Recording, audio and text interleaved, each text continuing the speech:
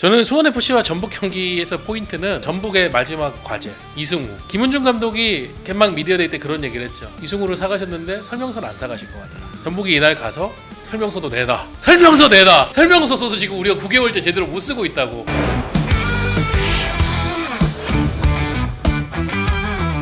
가장 좀 흐름이 좋아 보이는 팀은 어디라고 보세요? 아, 흐름. 네, 뭐 지금 분위기가 좋은 팀. 사실 흐름은 광주인데요. 네. 광주가 최근에 이제 코리아컵 포함해서 5경기 4승 1패 하고 이제 아침 간 거라서 광주가 흐름도 좋은 상태에서 갔다. 이 점 하나 말씀드리고 싶고.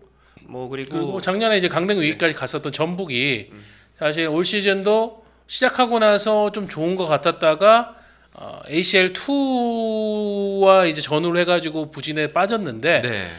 최근에 약간 그 거스 포획 감독이 한국 축구에 대한 감을 잡은 건지 아니면 팀에 대한 파악을 마친 것인지 경기 운영적인 측면 그리고 이제 승리를 가지고 오는 방식에 대해서 굉장히 집요한 면모를 보여주면서 최근에 리그와 코리아컵을 포함해서 5경기에서 3승 2무를 기록을 하고 있습니다. 네, 구 전세진 현 전진우, 구 양배추 현 조세호처럼 전진우 선수가 전북에서 마침내 만개 했다고 될 것 같아요. 이제는 이제 조심스럽게 개명 효과를 수원이 아니라 전북에 가서 수원 시절에 이제 그 미명만 보여줬던 그 맛만 보여줬던 그 실력을 이제 전북에서 마음껏 보여주고 있고 결정적인 차이는 저는 이제 많은 지도자들로부터 그런 얘기를 들었어요. 전세진 시절 가장 큰 문제가 무엇이었냐? 드리블 너무 멀리서부터 시작한다. 하프라인에서부터 왜 돌파를 시작을 하냐? 그렇죠.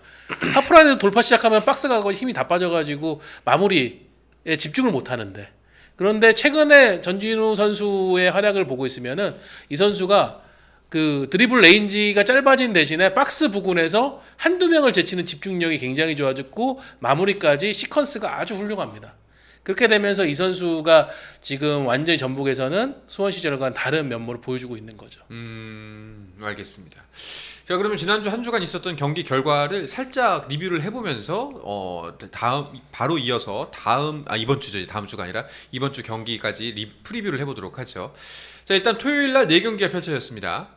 자, 강원과 울산의 대결. 강원이 한창 이제 밑에서 허우적대고 있었는데 요즘 좀 살아났어요. 저거 거의 13년 만에 지금 울산 원정 가서 이긴 거였거든요.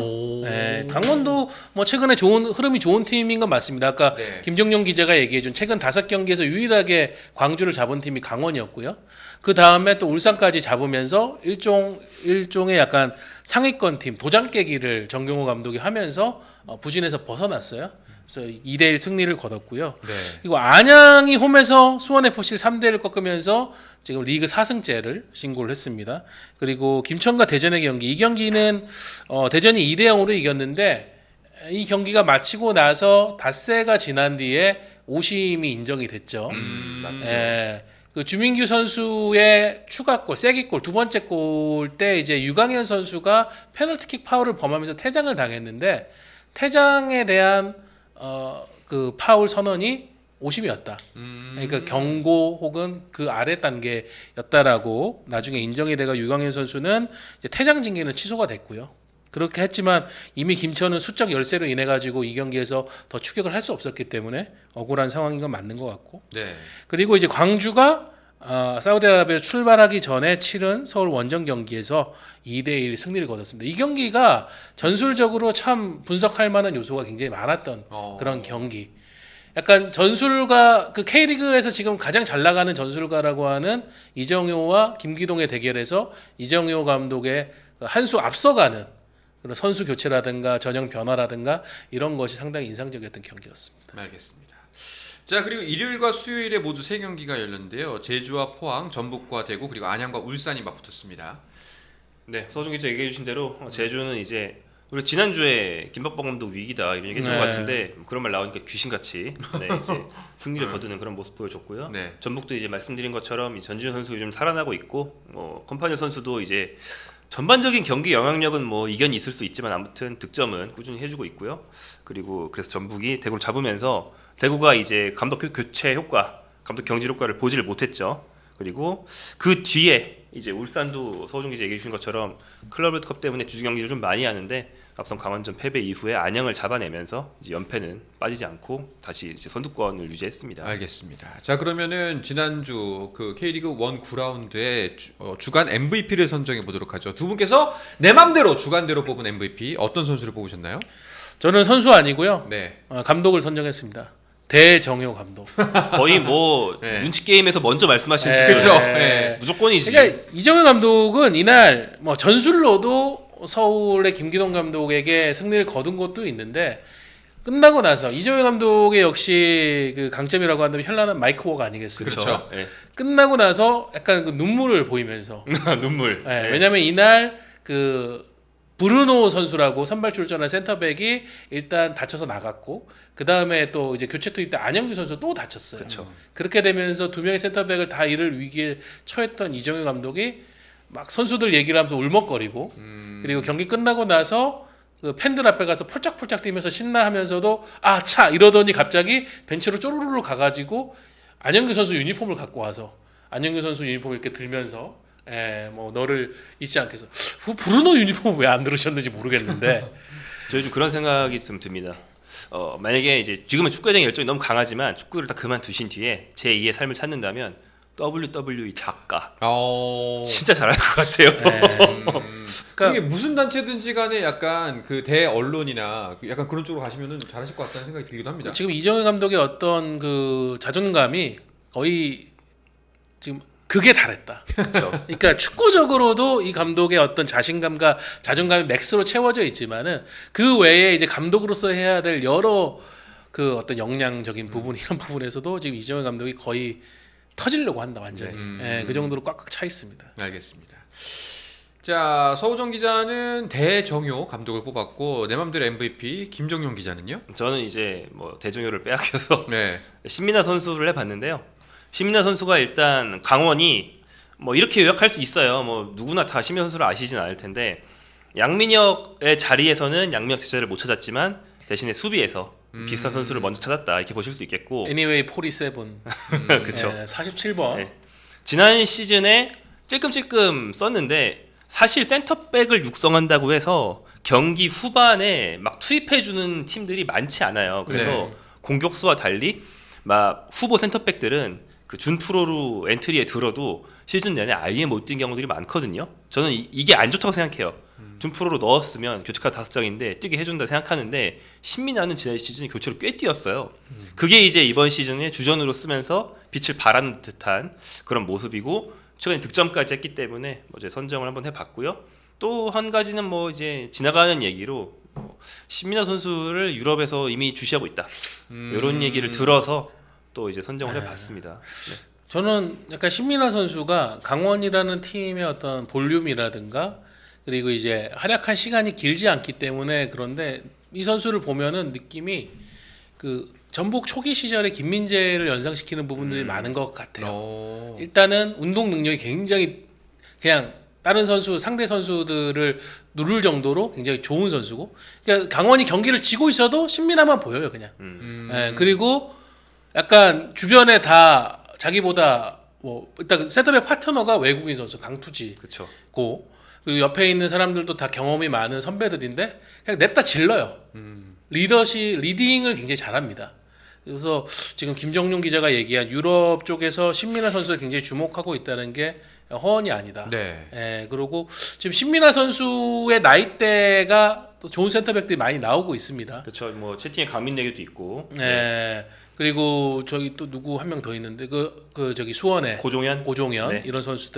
이런 선수들이 향후에 또 K리그에서 좋은 퍼포먼스를 인정받아서 유럽 무대 나간다고 하면은 한국 축구에 또 큰 자산이 될 것 같습니다. 알겠습니다. 자 그러면 K리그 1 10라운드 프리뷰를 전해드리면서 K리그 1 이야기는 마치고 K리그 2로 넘어가도록 하죠. 토요일날 2경기가 펼쳐집니다. 자 수원에서 수원FC와 전북의 경기가 펼쳐질 예정이고요. 그리고 안양의 홈에서 제주를 만납니다. 저는 수원FC와 전북 경기에서 포인트는 최근에 존재감이 굉장히 옅어진 하지만 전북의 마지막 과제 이승우. 그 김은중 감독이 개막 미디어데이 때 그런 얘기를 했죠. 이승우를 사가셨는데 설명서는 안 사가신 것 같다. 전북이 이날 가서 설명서도 내다 이렇게 할지 설명서 내다 네. 설명서 써서 지금 우리가 9개월째 제대로 못 쓰고 있다고 네. 라고 할지 굉장히 관심이 있을 것 같고 안양과 제주의 대결은 큰 공통 포인트는 없지만 어쨌든 안양은 지금 홈에서 서서히 강세를 보이고 있어요. 주중에 패하긴 했지만 울산 상대로 굉장히 멋진 경기를 했고 그래서 제주를 상대로 리그 5승째를 따낸다고 하면은 안양으로서는 올 시즌 더 확실한 자신감을 얻을 것 같은데 일단 제주도 좀 원정에서 첫 승이 간절한 상황이기 때문에 이날 좀 힘을 쓸 것으로 보입니다. 안양 이제 패승패 했습니다. 네. 4승 5패로 무승부가 아예 없는. 그렇죠. 네, 흔히 하는 말로 이제 남자의 팀입니다. 이 와중에 제임스 제이님께서 수협은 정동호가 더 궁금하네요라고 하셨는데 정동호 선수라고 과거 연령별 대표를 거쳤던 풀백 선수인데 올 시즌 지난 시즌이 끝나고 나서 지금 팀을 찾지를 못했어요. 네. 나이대가 좀 있거든요. 최근 의외의 뉴스로 화제가 됐습니다. 어떤 거죠? 배우 김소은 씨하고 결혼을 전제로 열애 중이라는 단독 보도가 나와가지고. 그래요?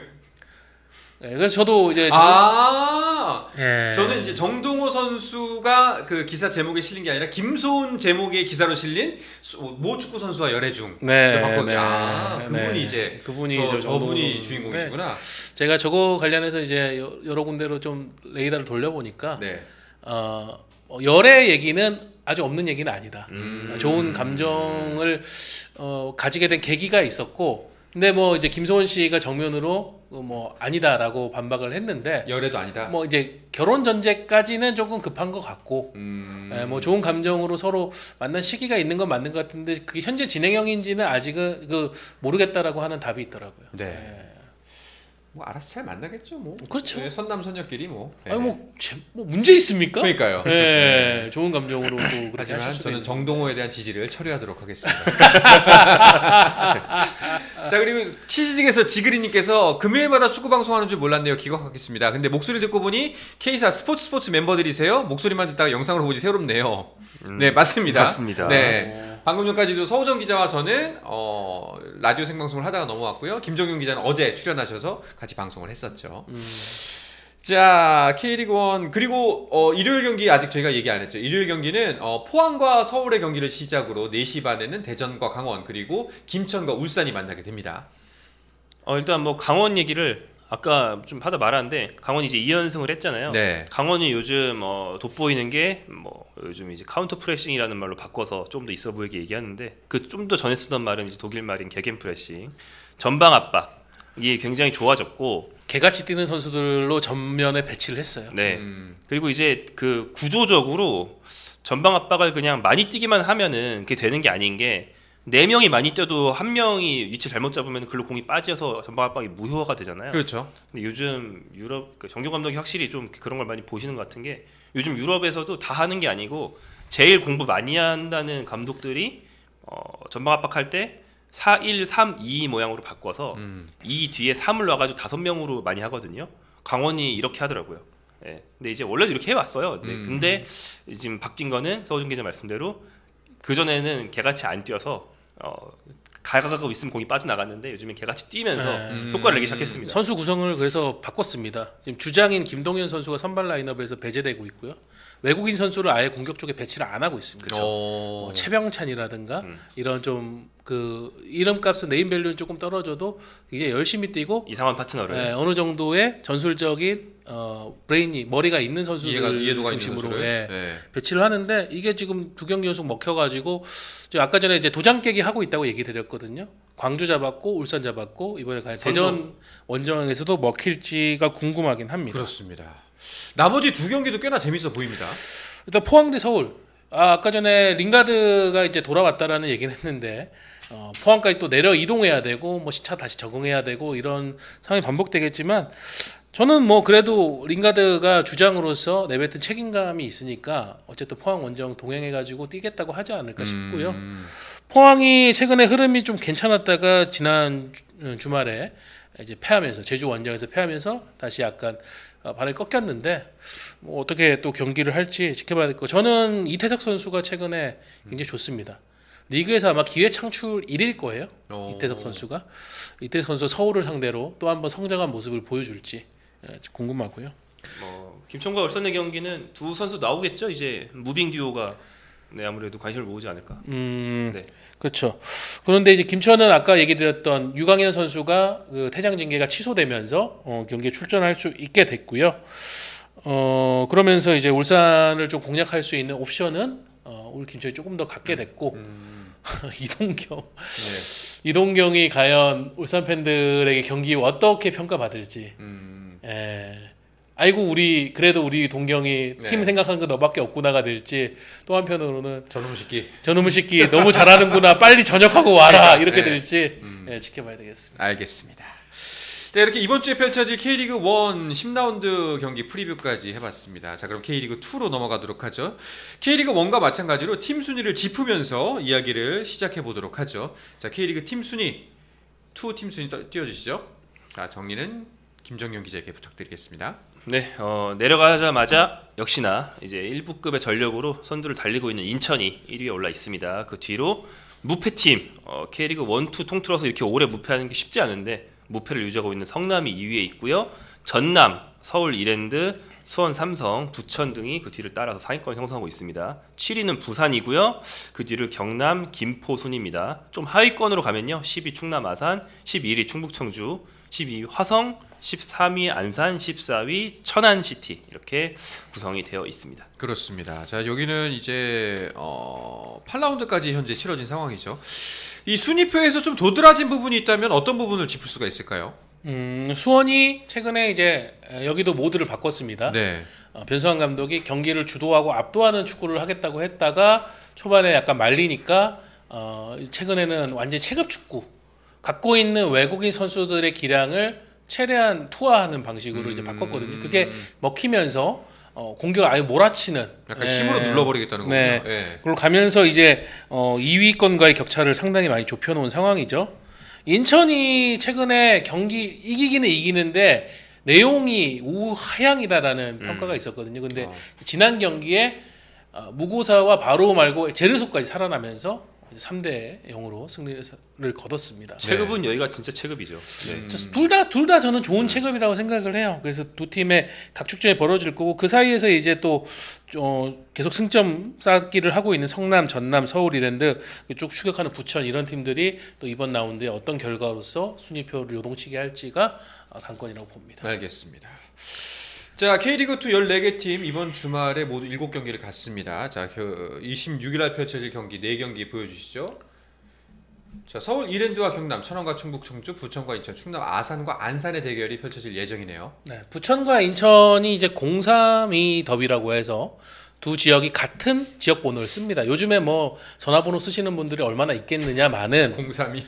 그래도 이제 맞닿아 있는 도시이기 때문에, 또 부천 팬들이 일부가 또 인천 팬으로 이적해가지고 내부에서 좀 소란도 과거에 있었었거든요. 그래요? 왜냐하면은 부천은 팬들이 창단해가지고 굉장히 힘든 시간을 길게 보냈고, 그 사이에 인천은 시민구단으로서 어느 정도 또 존재감을 보였었기 때문에 그걸 조롱하는 노래도 있다고 해요. 그런 상황인데, 과거에 이제 지금 코리아컵이 된 FA컵에서 두 팀이 한번 맞붙었고 모처럼 다시 맞붙었어요. 근데 이번 역사적인 맞대결을 앞두고 좀 안타까운 소식이 있었어요. 양 팀 모두에서 이제 선수 활동을 했던 이제 강지용 선수가 최근에 이제 세상을 떠나면서, 그래서 강지용 선수에 대한 묵념의 시간을 두 팀이 또 갖기로 해가지고 전반 6분, 강지용 선수가 현역 시절 6번을 달았거든요. 전반 6분에 1분간 추모 시간을 갖기로 했다고 합니다. 네, 알겠습니다. 자, 그리고 이어서 일요일에는 3경기가 펼쳐지는데요. 수원 워드컵 경기장에서 수원과 성남이 맞붙고, 그리고 김포와 전남, 그리고 부산과 화성의 대결이 예정이 되어 있습니다. 가장 눈길이 가는 매치는 수원 성남이죠. 그렇죠. 뭐 일단 상위권 대결이기도 하고요. 수원은 이제 서우정 기자 좀 흐름 잘 말씀해 주셨고, 성남은 정경준 감독이 뭐 전에 다른 팀에서도 그랬지만 탄탄한 어떤 팀을 잘 만들고, 세트 피스라든지 이제 경기에서 승리, 최소한 무승부를 이끌 수 있는 한두 골을 딱 만들어내는 그런 축구로 이제 아직까지 순항하고 있는데, 마진이 높다는 거거든요. 그러니까 경기를 지배하는 건 아니고 한두 골을 만들어서 이기거나 비긴다 이런 건데, 이게 사실 시즌 내내 가는 팀도 있고 시즌 내내 못 가고 10경기쯤밖에 못 가는 팀도 있어요. 뭐 성남이 기조를 바꾸지 않는 한 그걸 시즌 내내 끌고 가는 게 뭐 중요한 과제가 될 것 같습니다. 저는 아까 전에 이제 김정용 기자가 정경호 감독의 그 전술을 칭찬해줬던 것처럼 저는 반대로 이제 정경준 감독의 전술을 칭찬을 해주고 싶은데 정경준 감독이 과거에 전남 감독을 할 때도 짠물 수비로 유명했는데 지금의 성남은 그때 짠물 수비하고는 좀 개가 달라요. 되게 세련된 수비 전술을 보여줍니다. 그 수비로 전환을 할 때 양풀백은 굉장히 전진시켜가지고 공격 숫자를 늘리는데 투입을 하고 두 명의 센터백에다가 성남이 이제 두 명의 수비형 미드필더를 두는데 그 사무엘이라는 선수하고 박수빈이라는 선수가 있어요. 박수빈 선수는 동생의 아이돌입니다. 좀 꽤 유명하더라고요. 그래요? 네.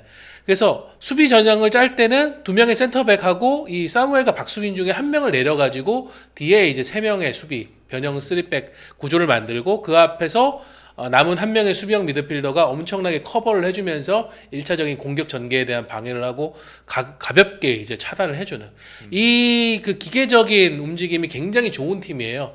과연 이거를 수원에 지금 최근에 선발로 붙박이로 나오는 4명의 외국인 선수 일류첸코, 세라핌, 브루노 실바, 파울리뇨가 뚫을 수 있을 것인가? 이쪽에도 아이돌이 그렇죠. 르세라핌. 세라핌이군요. 네, 세라핌이 있군요.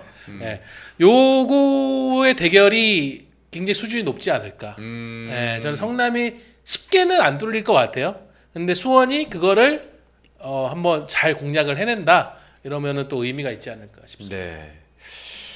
자, 이렇게 K리그2 이번 주말에 있을 경기까지 가볍게 프리뷰를 해봤습니다. 이제 구독자 여러분들의 질문을 좀 받고서 질문에 대한 응답을 하면서 오늘 방송 정리를 할까 하는데 일단 썰페이 CG님이 김정용 기자님 야잔 인터뷰 잘 봤어요. 재계약한 거죠? 야잔 인터뷰는 이제 저희 회사 이제 기사 채널로 나간 건데 네. 야잔 선수가 계약을 한번 연장했다는 보도가 있었는데 그건 뭐 이번 시즌까지고 좀 있으면 여름이잖아요. 그러면 이제 뭐 우리나라는 그것을 안 챙기지만 보수만 룰이란 말이죠. 그래서 이제 더 오래 남고 싶다라는 얘기를 저랑 인터뷰에서 했던 겁니다. 다만 이제 뭐 의례적인 말이고 이제 굉장히 정석적인 말인데 자기는 더 남고 싶은 용의가 굉장히 있지만 아무튼 구단과 내가 모두 동의할 수 있는 방법을 한번 찾아보겠다. 그러려면 많은 연봉이 필요하겠지. 네. 그런 이유가 아닐까. 예. 근데 사실 저랑 인터뷰를 했을 때가 그 바로 직전 경기에서 헛발질을 한번 하고 직후였거든요. 그래서 김희동 감독이 인터뷰하는 거 보더니 이제 인터뷰 대충 끝나는 거 그렇게 보더니 쟤 뭐 헛발질했는데 뭐 인터뷰를 해주고 있냐고. 거의 올 시즌 유일한 실수 아니었나요? 그게? 유일한 실수. 한국 진출 이후에 유일한 실수 아닐까. 야잔 선수가 이제 감독이 그렇게 하는 거를 김희동 감독이 원래 어법이 그러니까 잘 알고 있더라고요. 기정토의같이 듣더니 나 이렇게 인터뷰 많이 시켜가지고 실수하는 거 아니냐고. 네. 당신 때문이다. 거의 뭐 이런 식으로 봤더라고요. 격이 없더라고요. 네. 재계약을 안 한 거네라고 하셨는데 재계약을 해서 올해까지인 거죠. 1년. 그렇죠. 이번 시즌 채우는 거죠. 네, 연장 옵션이 나온 거라서. 알겠습니다. 그런 거가 있고. 0-3-2 더비를 마계대전이라 그러네요. 아니야. 마계대전은 이제 수원과 성남이 과거에 했던. 원래 네, 서로를 약간 좀 그러니까 네. 성남 상징. FC의 그러면 상징 0-3-2 동물이. 더비와 마계대전 많은 네. 것이 바랍니다. 이게 맞는 거겠죠. 예전 상징 동물이 이제 네. 말과 닭이다 이래가지고 예전에 했던 얘기인데 네. 뭐 성남은 이제 말도 아니거니와 닭도 이제 멸칭이기 때문에 뭐 그런 말이 이제 없어졌습니다. 네. 그러니까 뭐 야잔하고는 FC 서울이 여름에 결판을 내야 되는 거죠. 그러면은 네. 계약 연장을 일찌감치 하거나 그때부터 얘기해가지고 후반기 중에는 사인을 하거나 그렇지 않으면 야잔 입장에서는 더 좋은 팀을 이제 찾아서 갈 거니까. 저랑 했던 인터뷰에도 있는데 야잔 선수가 약간 전임맨 느낌이 있어요. 그러니까 요르단에서 원래 처음 데뷔한 팀에서 오래 뛰다가 그 뒤로는 1년마다 팀을 바꿨거든요. 근데 그러면서 뭐 말레이시아도 살아보고 뭐 이라크도 살아보고 살아봤는데 뭐 한국이 무슬림 나라가 아닌 그러니까 이락 이슬람교를 전국적으로 믿지 않는 첫 나라임에도 불구하고 전반적인 생활 수준이나 치안이 이런 게 좋잖아요. 그렇죠. 만족을 한다. 그래서 이제 뭐 축구뿐 아니라 생활면에서도 만족을 하기 때문에 나는 네. 남고 싶다.